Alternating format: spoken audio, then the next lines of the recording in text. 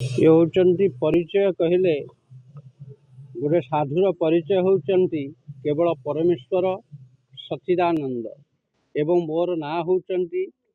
निर्भयानंद दास कटक तुलसीपुर शून्यगादी आश्रम एवं निश्चित कोइलीर अनंत दूर रे बालीपड़ा आश्रम रे जगन्नाथ आश्रम आधार होची यज्ञर मूल उद्देश्य विश्व कल्याण हेतु जगतर मंगल पाई वर्तमान समय जहाँ कलीर बिटपाट से बिटपाट को विमोचन करने आम सबरी मुखरे से हरिनाम भगवत चर्चा एवं यज्ञ माध्यम यज्ञ नारायण को आवाहन करी ए दुख दुर्दशा दूर होगापाई जगत को सुस्थ रखापी पंचभूत को सुस्थ रखापी वर्तमान सबू पल्यूटेड समस्त अपवित्र वर्तमान समस्तंकर कहार न रहिब बुद्धि बुद्धि हरिबे दयानिधि एणु होइबे अल्पायुष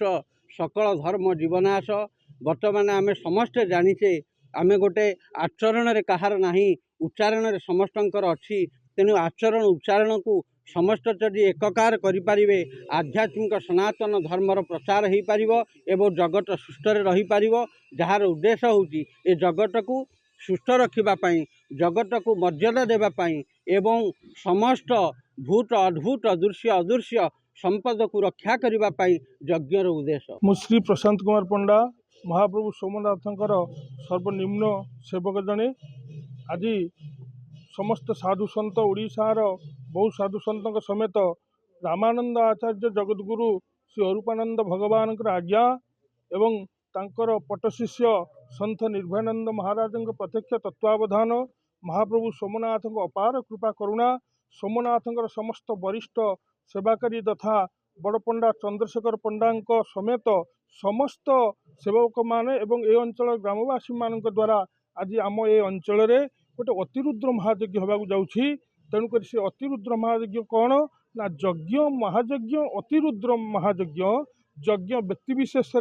महायज्ञ संसार विषय अंतरिक्षर मंगल पे जो कार्य कराए अतिरुद्र महायज्ञ समवेष्टित तेणुक ये अतिरुद्र महायज्ञ विशेषत्व होती एठारे आमर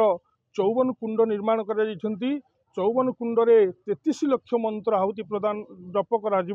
3 लाख मंत्र आहुति प्रदान कर 1 लाख बेलपत्र महाप्रभु ऊपर चयन कर 7 दिन व्यापी प्रसाद सेवार व्यवस्था कराई मोर विनम्र विनम्र समस्त भक्त मान को ये अंचल अधिवासी मान को निवेदन समस्ते यज्ञ पाखक आसतु जहाँ कायिक बाचिक मानसिक आर्थिक साहाय्य सहयोग करी ए यज्ञ को साफल्य मंडित करिवे हंतु। मु गुवाड़ पंचायत पूर्वतन समिति सभ्य शुणु ओडिशार कटक जिलार चित्रतपड़ा लुणा चित्रतपड़ा अंचल तटदेश सोमनाथ पीठ बरपड़ा सोमनाथ पीठ एक महावीर 52 फुट उच्चर एक मूर्ति निर्माण कर उद्देश्य सोमनाथ पीठ पीठरे एक अतिरुद्र महायज्ञ करा से जो प्रोग्राम करा तार विशेष आकर्षण हूँ 54 कुंड 54 कर्ता द्वारा आहुति करा 52 फुटर हनुमान मूर्तिर